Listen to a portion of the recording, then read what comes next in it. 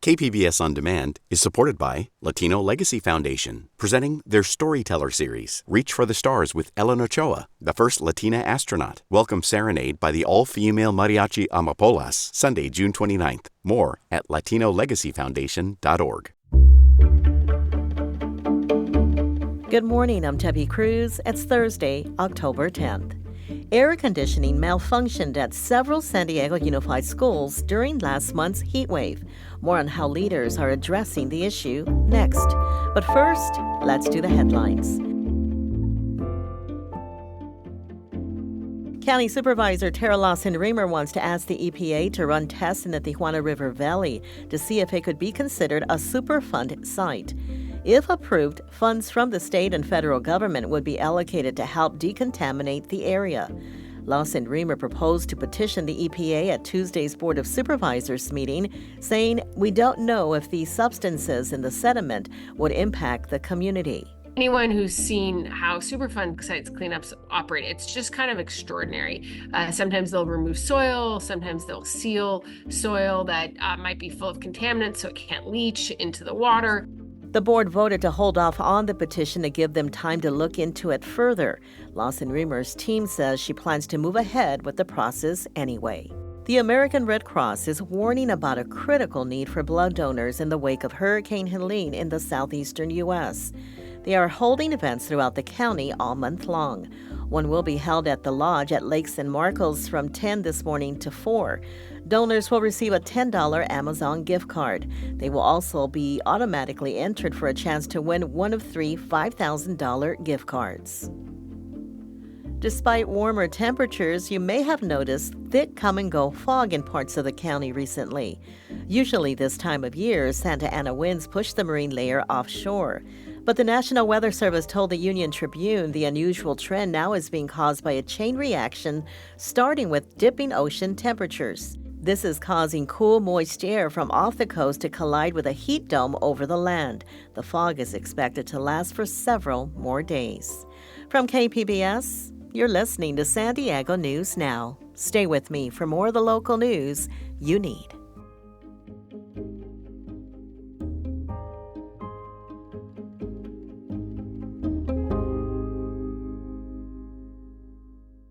KPBS On Demand is supported by Splatero, helping homeowners pay off debt by offering streamlined access to your home's equity with no additional monthly payments or new debt. Splatero provides a lump sum of payment in exchange for a share of your home's future value. Pre-qualification is available at splatero.com.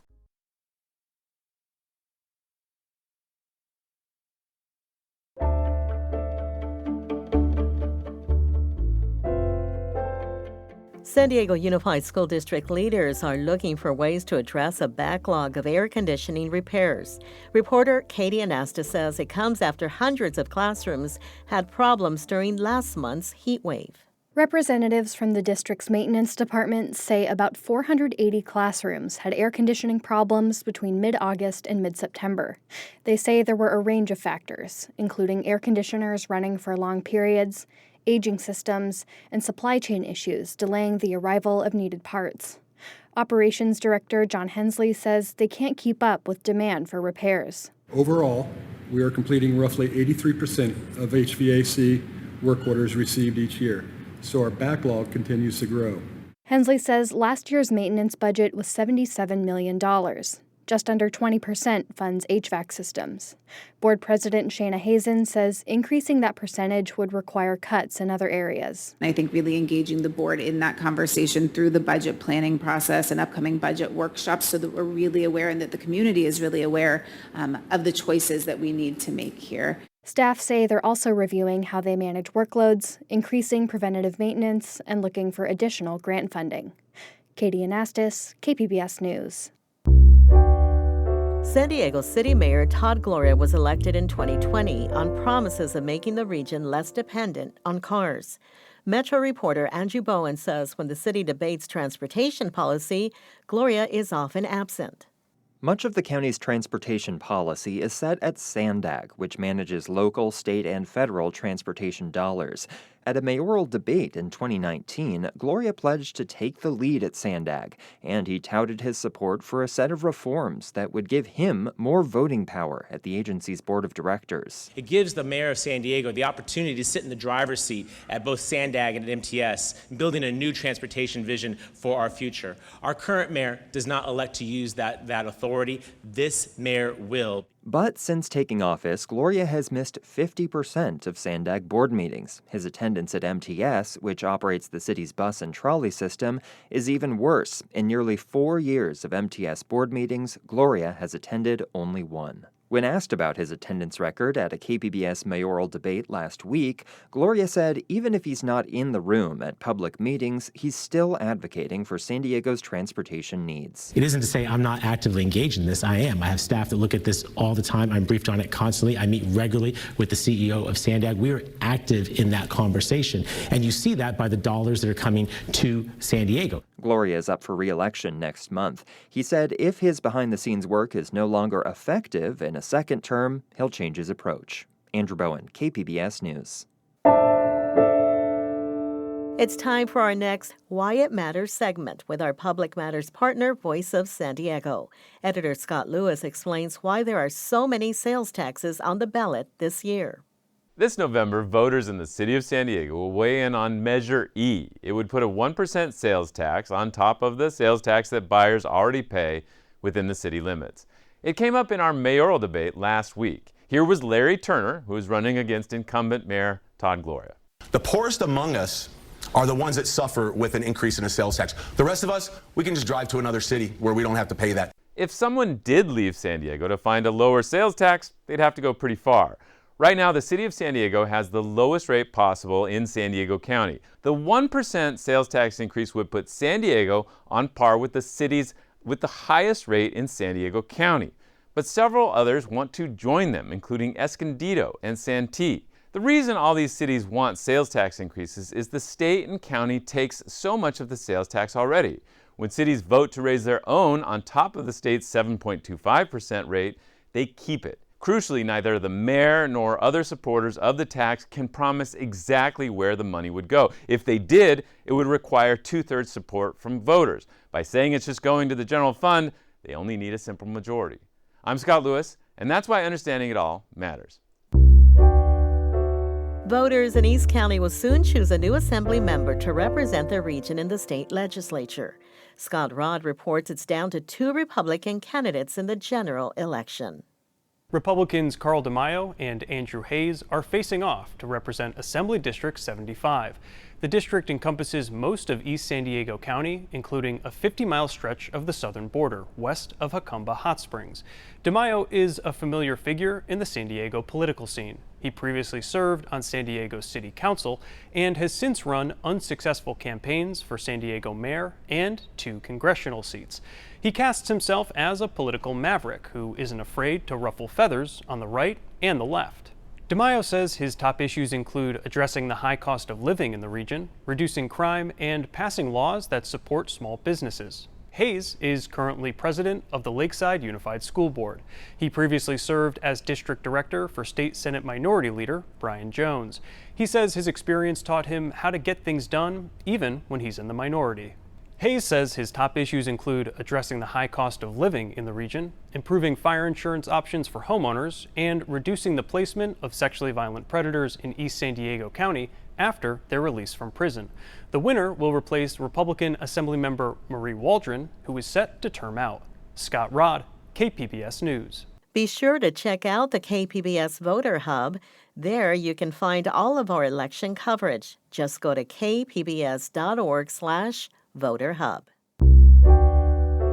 There's a renewed debate over youth football safety after 2 players died from head injuries just as the school year started. North County reporter Alexander Wynn looks into the issue. We have a neuronode, which is on his Diane wrist. Luth is explaining how her son, Scott Evelyn, communicates after suffering a traumatic brain injury. He depends on caregivers 24/7 to eat, bathe, and communicate.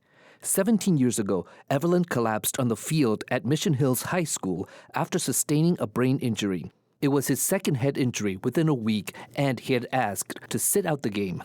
The trainer had said, "Oh, you don't have to play," and Unfortunately, the coach overruled him and put him in, and that was the last of the Scott that we knew. Head injuries continue to plague youth football. So far this year, a middle school player in West Virginia and a high school player in Alabama have died from head injuries.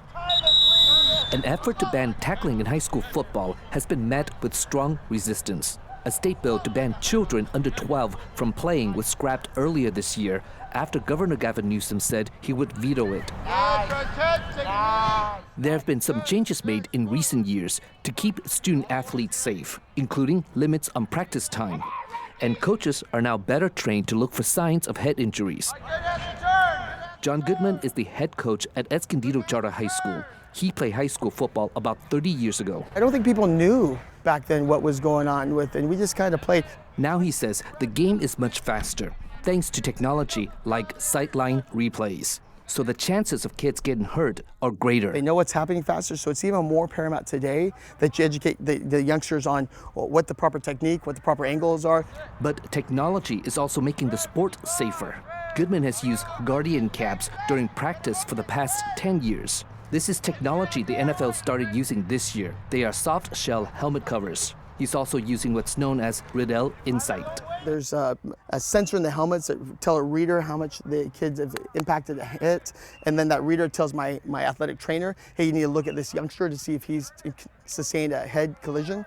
Escondido Charter High parent Brian Fonseca used to coach Pop Warner football. He says the sport is safer than ever. We have a professional trainer on practice. They're waiting for things happening.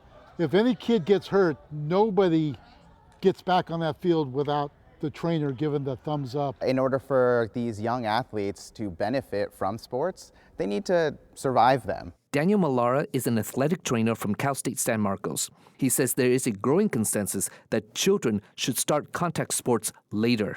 We're still in the infancy of what that looks like as far as research. I think at this moment in time, most brain science, if you will have a recommendation to start contact sports or blows to the head around 14. But Malara says that's a conversation parents need to have with the coaches and staff. He says a coach's attitude influences how a team approaches injuries. Scott Evelyn says his coach was to blame for his injury, ending his dream of medical school. It also makes communication a slow process, with his mother reading his words, saying coaches need to do a better job listening. Make sure that parents know this. I have to say, this is the first time he's actually shared his thoughts. Luth says if she had to do it over again, she would still let her son play football. The sport was not the problem, she says. The coach was. Who's watching your children? It's really, the crux of it is, because there's great coaches out there. And I wish Scott had that coach. Evelyn's family sued San Marcos Unified and settled in 2016 for nearly $4.4 million. Alexander Nguyen, KPBS News.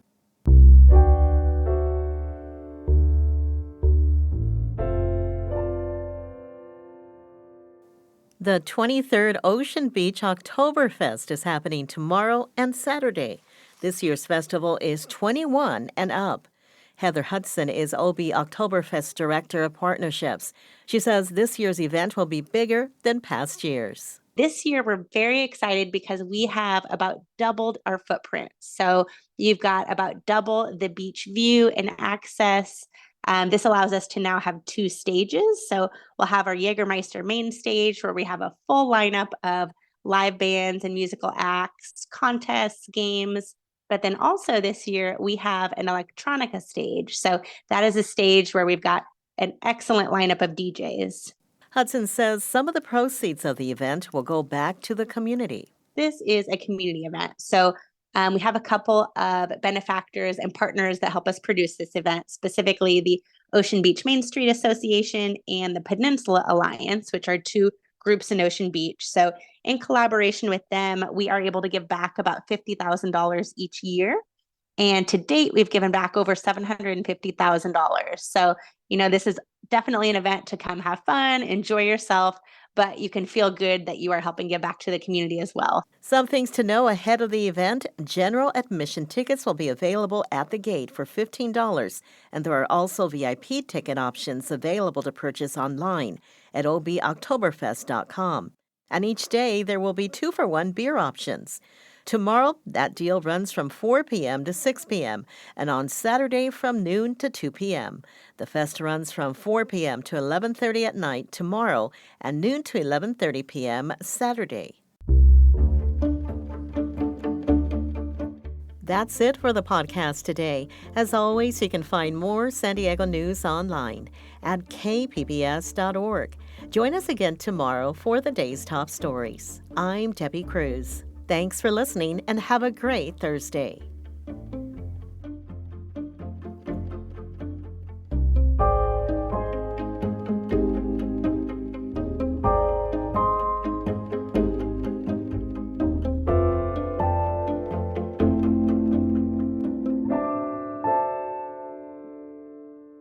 KPBS On Demand is supported by the San Diego County Toyota dealers, presenting the new 2025 Camry with refined design and performance. Visit your local Toyota dealer to learn more about all the features the new 2025 Camry offers. The San Diego County Toyota dealers. We make it easy.